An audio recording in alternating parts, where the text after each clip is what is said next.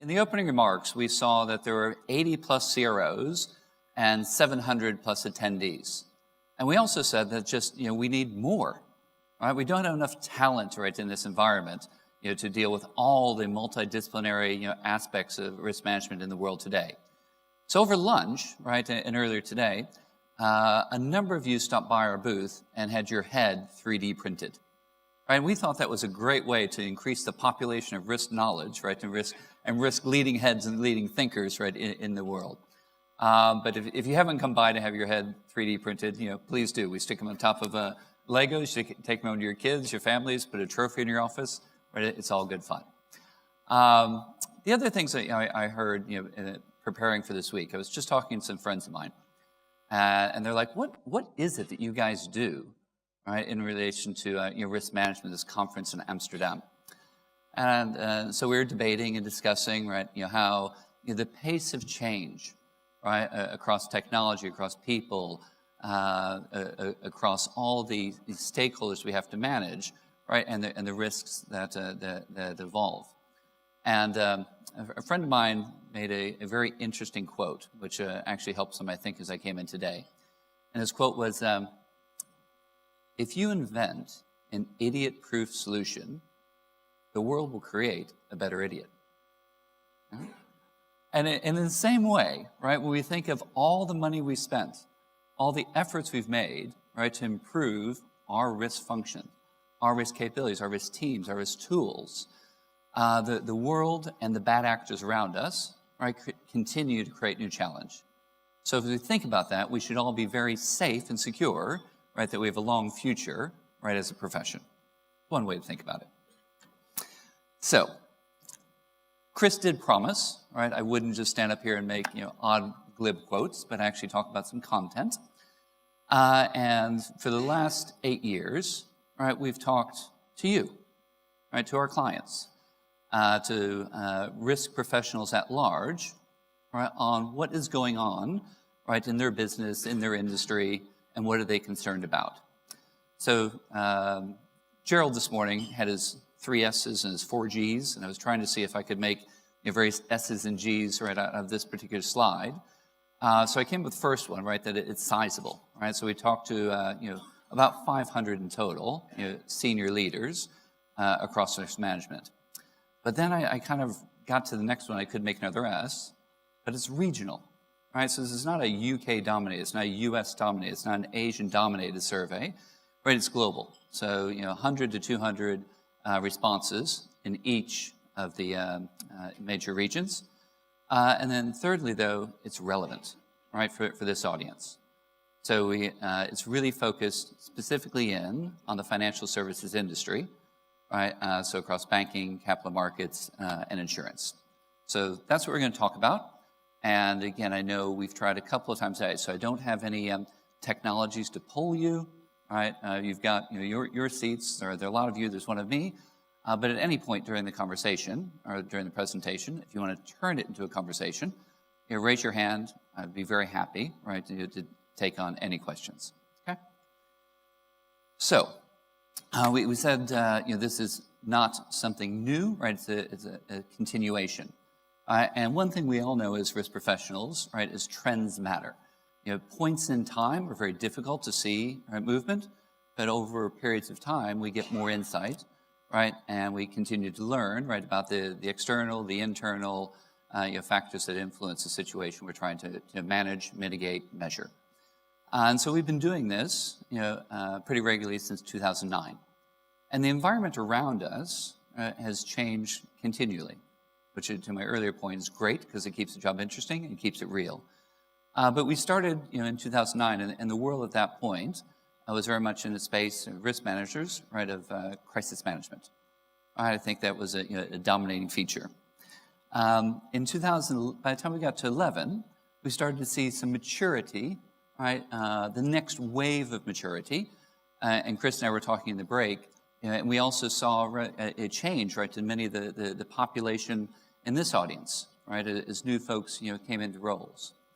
In 13, some of that maturity and experience, turned to drive more discipline, to drive more integration, connectivity with the organization, right, and push through the risk agenda, not as the department that said no, but actually as the organization that helps to enable yes, right, and through its insights and through its mitigations.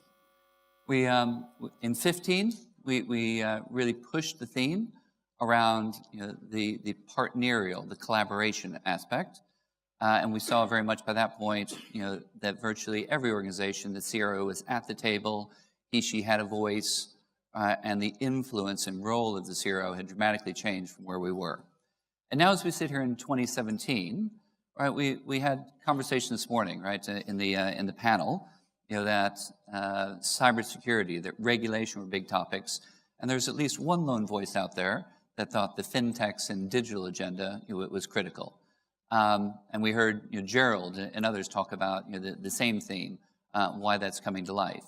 And when I think of the rise of digital as it relates to risk management, there are really two different dimensions.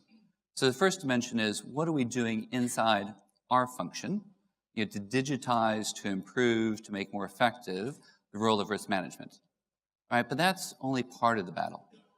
The other part of the battle, which is really important, is as our organizations fully embrace digital operating models, as the way they interact with customers, with third parties, with other channels, the way they capture information, the blend of internal and external, right, and move to that new forum, is the organization ready to be successful, and can it succeed?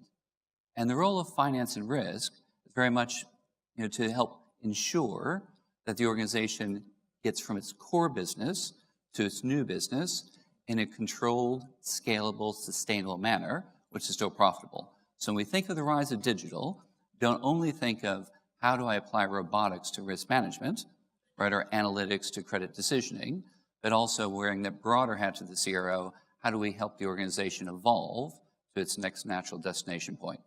Because any organization, particularly in financial services, standing still, right, is not an option for success.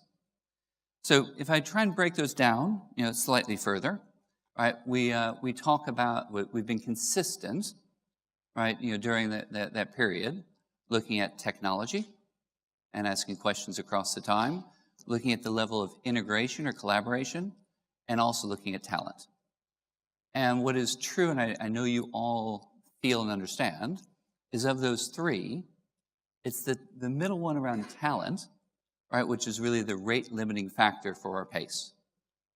The stakeholders, risks, the ways we integrate and derive operating models, the tools, technologies, and advancements all move faster than the ability for us to take our teams, right, to fully understand, manage, and mitigate all the issues around us, right, as fast as we want to. It was interesting. Again, I do like to refer to the other speakers, but when the panel this morning was talking about, yes, many of us come from a background, right, of credit risk, right, and actually only 5 or 6% of our time is now focused on that, and actually all these other newer risks, right, take up our time. It is a talent agenda which ultimately makes those come to life. So as we look across, right, and I won't read you all the slides, but if you characterize the wave of technology, we move from an environment where technology truly, right, back post the financial crisis, was not really fit for purpose. Many organizations made significant investments and then realized very quickly that trying to integrate all the existing systems, off the back of organizations that had gone through mergers, acquisitions, consolidations, divestitures, was really a hard, thing to accomplish and get value from. And at the same time, the definition of what effective risk management is continuing evolving.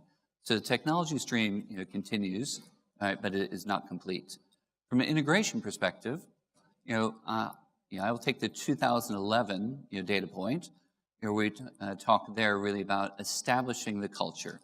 And it wasn't about establishing a risk culture. It's actually about getting the culture of risk management established in the broader organization. Right? And that's an important nuance. But it's not about risk being one area and the organization being somewhere else. It's how do we get the broader organization to really incorporate and be the extended risk organization. And in our view, right, that's when it really started to change. And as we move through, the integration challenges, finance and risk have continued to work together more closely from a data perspective, from two sides of the coin of seeing the financial results versus the long-term sustainability. But our survey continues to tell us that that's a concern for all of you, and more work to be done.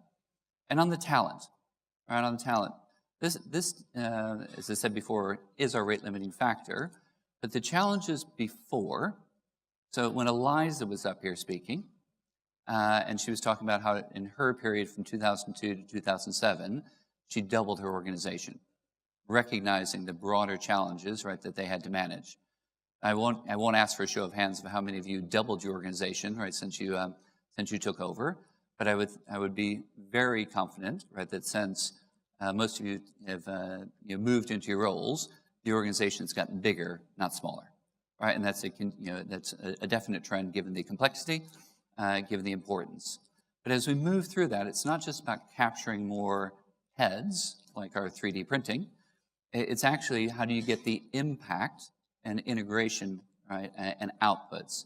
And so to me, the rise of digital, the promise of digital to help our risk managers with data scientists, with analytic capabilities, get even more clever, right, around pattern recognition, early identification, is significant. But importantly, it's not about just collecting data. It's actually we as risk professionals ensuring we ask the right questions, right, and drive to the right data outputs. So let's move, right, to what the findings of this year actually said.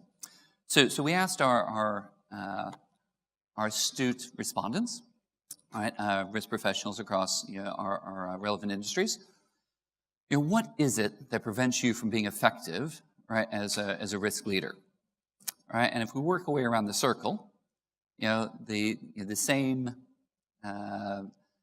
criminals, right, continue to appear, but all at relatively high levels, right? So regulatory change, right? So as soon as we finish one wave of regulation, right, and even though I know in this room yesterday we said there is no Basel IV, so that's cool, but there is, right, continued aspects around credit, around capital. There's GDPR, right? It's a never-ending process, right?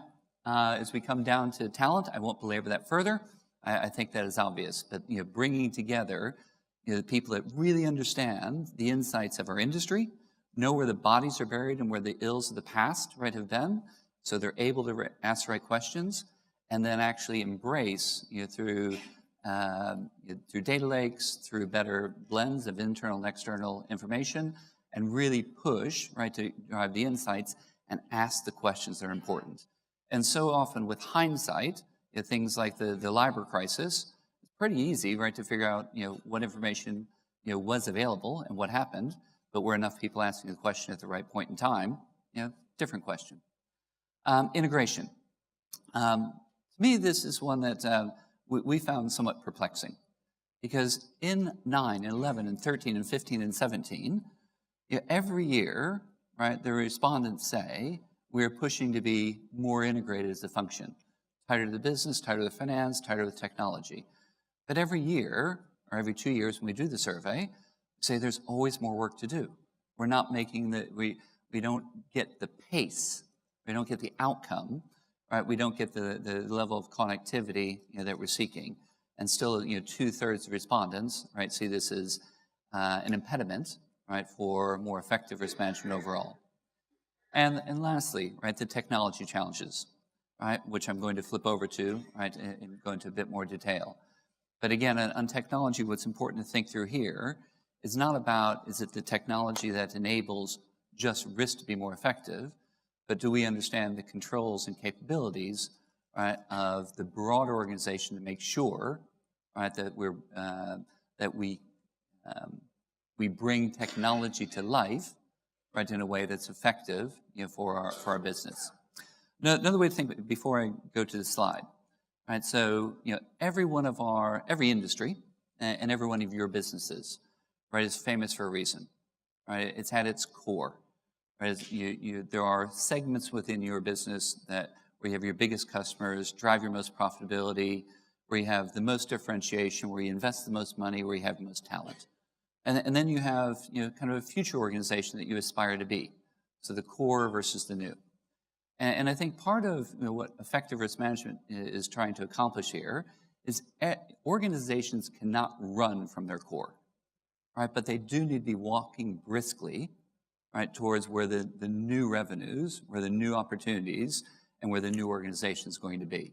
And getting that pacing right between changing your business, right, to be the business of the future versus purely focusing right on the core is a difficult challenge for all leadership teams, and really the finance and risk leaders in particular have a real voice here. So as we look through the aspects, right, of technology, so what did not surprise me, that cloud was at the top, right, around adoption, and that the big data and analytics aspects, particularly in a risk sort of function, we have been the purveyors or the owners of big quant models for a number of years. But when I went through the survey, and this is why we asked the question, we don't want to just assume, I had really expected robotics, right, and also artificial intelligence to have more adoption earlier, say, than collaboration tools and machine learning. And we definitely see that in both those areas, around robotics and artificial intelligence, organizations are working with them, prototyping pilots, looking for scale, looking for the use cases. And I definitely see in our industry a lot of very good examples of where artificial intelligence is really starting to help risk professionals, help compliance professionals identify new threats earlier, right, and starting to really think through what data and information do I need that sits behind. And overall, when I look at our industry, right, for many decades, financial services was clearly one of the innovators around technology platforms.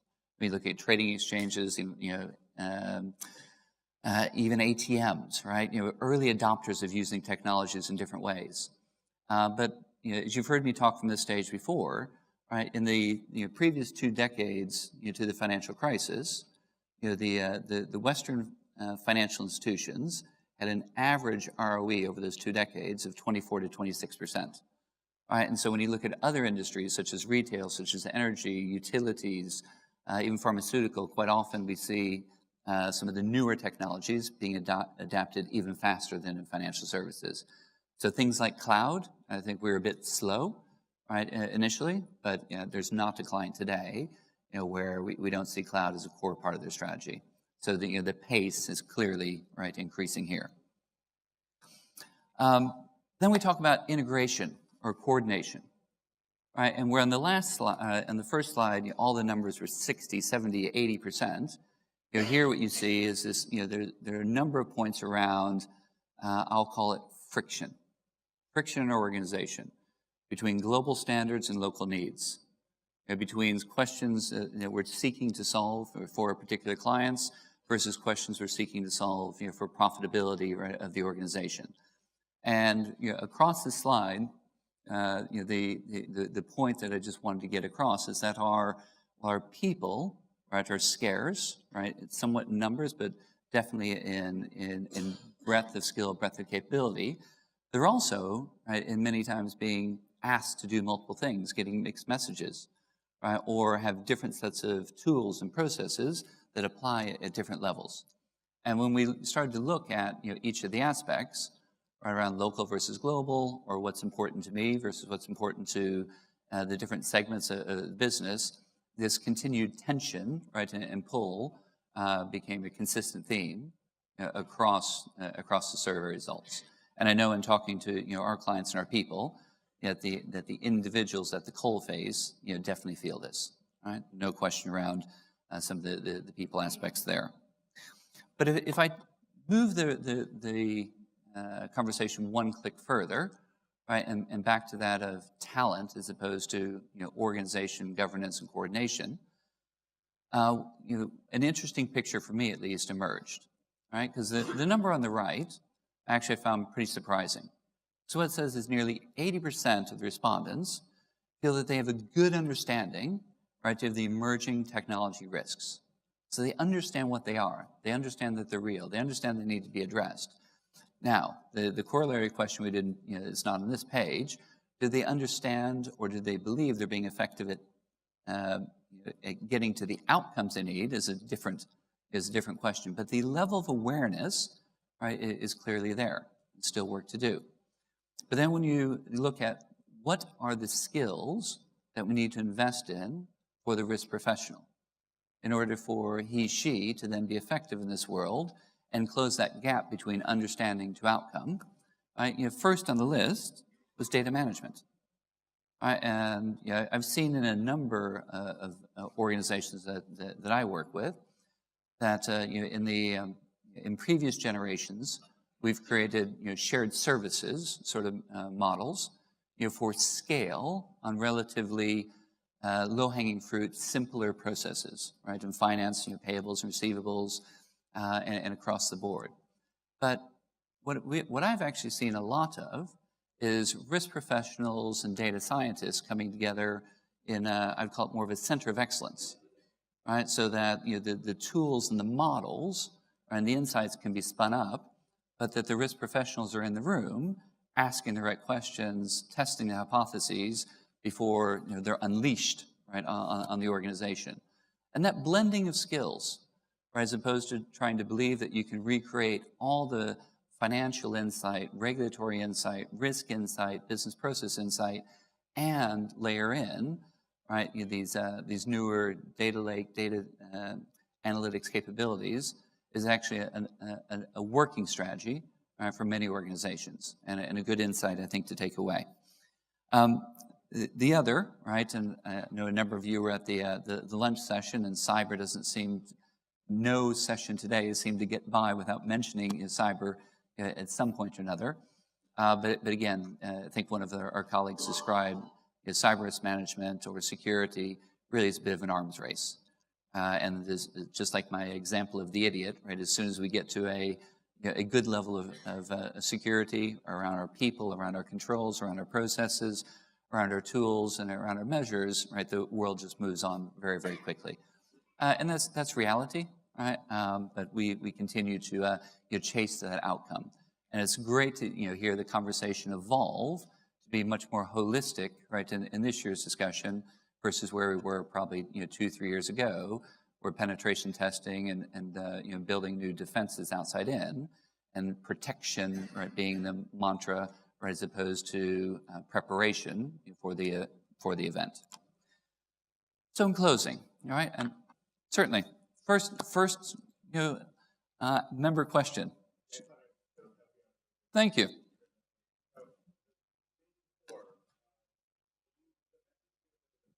Dissonance between how much we think we know versus what we ought. I'm not sure I followed. So this is what we need to build in terms of talent capabilities. Is the right-hand side where we think we already are, and we're giving ourselves an 80% score here, and yet we have so much to do on the left. I wanted to make sure I understood the message on this. Perfect. On this slide. It's really simple, and the 78 is awareness. Is awareness, right? It is not, do I know how to solve the problem, right? It says it's very much there, right? We see the emerging technologies, we see things like cyber front and center. We know they're important, we know they're impactful. It's not something that's coming in the future, it's something that's here, and it's on our agenda. But in order to solve it, we still have a long way to go, right? And I didn't put that corollary number up there, just for a simplicity standpoint. But then we ask the next question, what are the skills required to get underneath the how and advance to an outcome? That's how the slide is teed up. Is that clear? Thank you for being brave, right? There are no awards, but we'll definitely do 3D printing and set you up for virtual reality gaming right after this, right? All right. And if you get the high score in virtual reality training, you do get a really cool gift. No, it is. I'm not a Star Wars guy, right? So whoever the new version of R2-D2 is, that little rolly ball guy, right? It's electronic one of them. So somebody will know who I'm talking about, right? All right, just as I wrap up, and I was doing really well. We had 2 minutes, but we still have 38 seconds to go. So there are 6, kind of actions, or call to action from the overall survey. And I won't try and, I won't drain them all, right? Because I'd rather leave a couple minutes if there are additional questions. But the one I would go back and highlight is number 5, right? Because throughout this presentation, I've tried to highlight the issue on talent. I've also highlighted that in every single year's biennial year survey, this integration aspect, right, is something that every organization said they want to do better, and they really are just not making progress. And if you think of the question we were just having here, right, about how you get over, right, just awareness and into how, I think bringing together the core of the risk skills we have with the next generation of tools, data scientists, actually is something that I see working and making a real impact. So you can read them, right? The presentation materials in full are in our booth. I invite you to come by, pick those up, and I'm very happy, if time allows, to take 1 or 2 questions.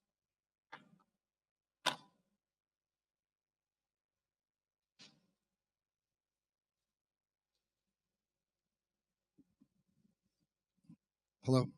Charles, Charles, never a shy one.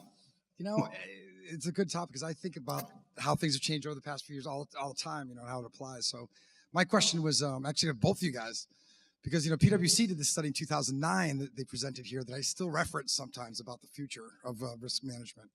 I'd say, what would you say over the past 10 years, seeing all the change that's happened, was the biggest surprise to you? One of the things that you didn't think, that you didn't expect, that actually turned out to be the case? That's a great question, and you'll be probably surprised by my answer. But I actually, we've spent so much time and energy answering the mail of the regulator as a collective group, and not getting the level of integration and insight for the outcome. And I presented, Laurel, correct me if I'm wrong, it was probably in 11 or 13. We actually did a piece of primary research to look at the investments and budgets within the organization and how much we're solving problems that were known in the past, how much is being solved around problems that are known in year, and how much is really being solved for problems in future. And it was the kind of 80-15-5 sort of dimension. So, I think because of a lot of the regulatory pressure and a lot of the immediate focus, right, we've spent a lot of time and energy, and I think it took too long for many, right, to get the underpinning solutions we're looking for. And I think what we see now is we really have a more balanced agenda to get to those outcomes. See my answer? Thanks, Steve. Thank you. I think in the interest of time, we should probably press on. So Perfect. thank you very much indeed.